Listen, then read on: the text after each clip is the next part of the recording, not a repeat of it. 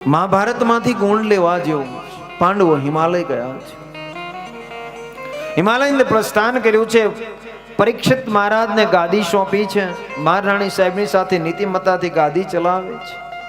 એકવાર મહારાજ પોતાના હસ્તિનાપુરના સીમાડા જોવા માટે નીકળ્યા છે અને યમુનાના કિનારે મહારાજે રથ લઈ વિચરણ કરતા કરતા જાય છે અને એમાં એક વૃષભ કહેતા એક બળદ છે.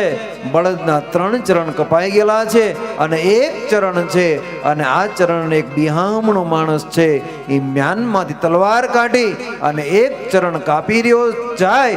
પણ પરીક્ષિત મહારાજે આ દ્રશ્ય જોયું અને રથમાંથી છલાંગ મારી નીચે ઉતરી અને મહારાજે બિહામણા માણસને પકડ્યો છે.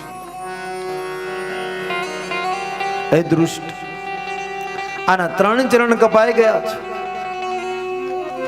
અને એક ચરણ છે એ પણ તું કાપી રહ્યો છે. મહારાજ, મારી વચ્ચે ને બળદની વચ્ચે તમે ન આવશો. તું છો કોણ? કે મહારાજ, હું કળયુગ છું. હું આ પૃથ્વીનો રાજા પરીક્ષિત છું. મારા રાજમાં તું ઊભો છું અને હું ઊભો હોય ત્યાં હું તને બળદનો ચરણ નહીં કાપવા દઉં. કે મહારાજ, એ બળદ નથી, ધર્મ છે.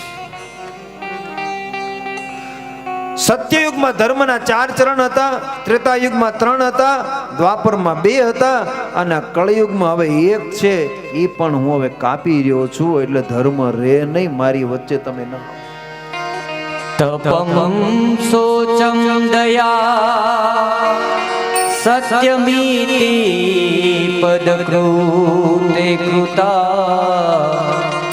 અધર્મા શાસ્ત્રેય ભંગના સ્મયતે દાસ્તવે કદી. મહારાજ, આના 4 ચરણ હતા: સત્ય, દયા, ધર્મ અને આમાંથી હું એના એક ચરણ જે સત્યનો છે એ હું કાપી રહ્યો છું. મહારાજ, આને તમે બચાવવા માટેનો કોઈ પ્રયત્ન કરશો તો પણ તમારે વ્યર્થ છે. કળયુગ બેસવાનો સમય થઈ ગયો છે. સત્યનો ચરણ મેં કાપી નાખ્યો છે.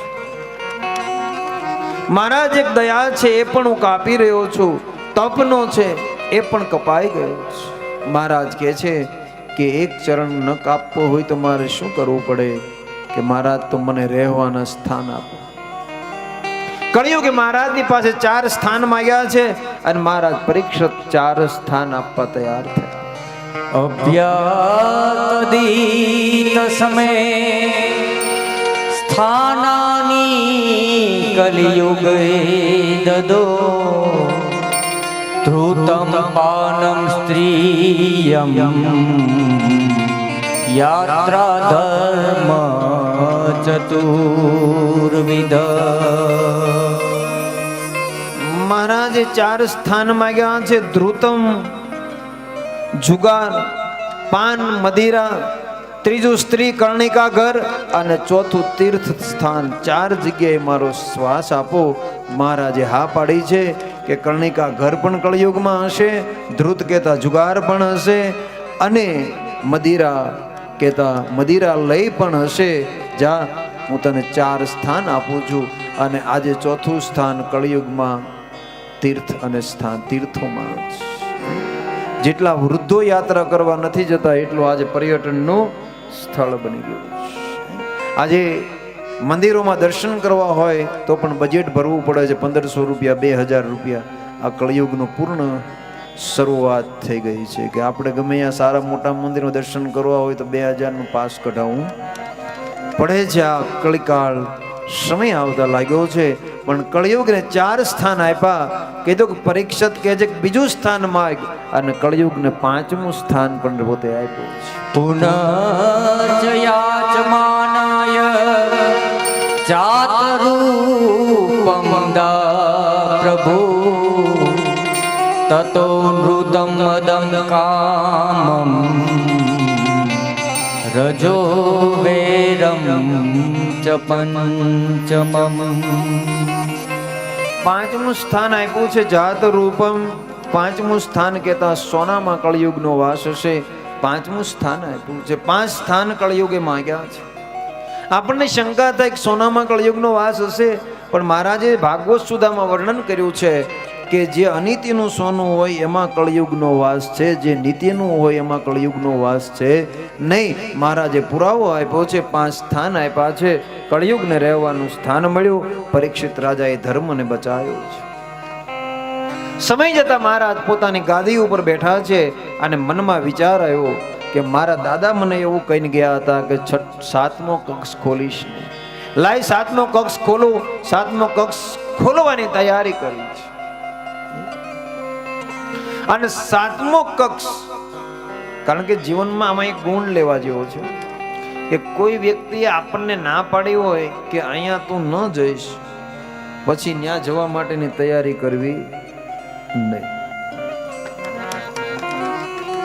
કાં જવું હોય તો પેલા હાવ અંદરથી ખાલી થઈ જાવ. જવું હોય તો પેલા અંદરથી હાવ ખાલી થઈ જાવ. ખાલી એટલે ભૂખ લાગી હોય એમ નહીં, પણ હાવ કઈ શરીરની અંદર રહે જ નહીં. રાગ, દ્વેષ, ઈર્ષા, કામ, ક્રોધ, લોભ, માયા, મોહ, અને એ ખાલી થઈ જાય ને પછી જાય ને તો પછી જે થવું હોય એ થાય, પછી ચિંતા નહીં. પણ જ્યાં સુધી પૂર્ણ રીતે ખાલી ન થયા હોય અને જઈએ તો એ દુઃખ ઊભું કરે છે. મહારાજ જવા માટે તૈયાર થયા છે. કોઈ સાચો માણસ સાથે નથી. સાચી કોઈ વ્યક્તિ છે એ સારથી એવો રાખવો કે આપણા હાથું યુદ્ધ ન લડે તો કાંઈ નહીં, પણ સાચી શિખામણ દે એવો એક વ્યક્તિ હારે રાખવો, એટલે પતન થાય નહીં. હંમેશા કોઈ પણ એક વ્યક્તિ આપણી પાસે એવો હોવો પડે કે